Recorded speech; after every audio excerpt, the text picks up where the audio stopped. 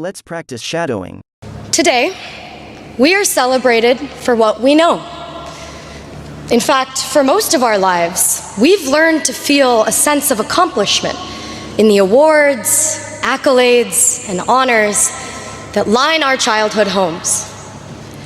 How much we know and how we leveraged it got us far. It got us here. But today, I want to convince you of something counterintuitive that I've learned from the class of 2024.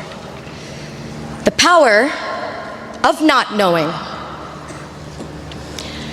I grew up in the Great Plains of Nebraska, alongside cattle ranches and cornfields. As the eldest daughter of South Asian immigrants, I was the first in my family to attend college here in the US. There was a lot I didn't know. When it came time, I asked my parents how to apply to colleges, and they too said, I don't know. The words, I don't know, used to make me feel powerless, like there was no answer, and therefore no way. As if I was admitting defeat. From Nebraska to Harvard, I found myself redefining this feeling of not knowing. I discovered a newfound power in how much I didn't know. I didn't know a field called the history of science even existed. And I now find myself a graduate of the department.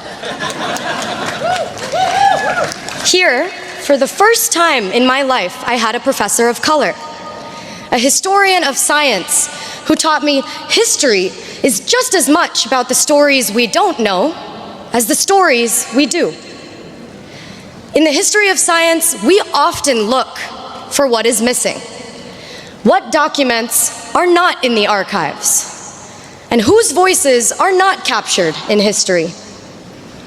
I've learned silence is rarely empty, often loud. I've learned this not only in the classroom, but also from the class of 2024.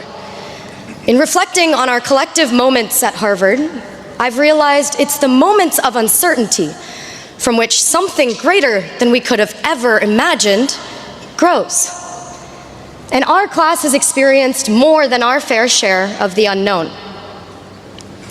In our first year, during COVID, we didn't have Annenberg to meet 100 people in an hour and walk out remembering 5 names. What did we do?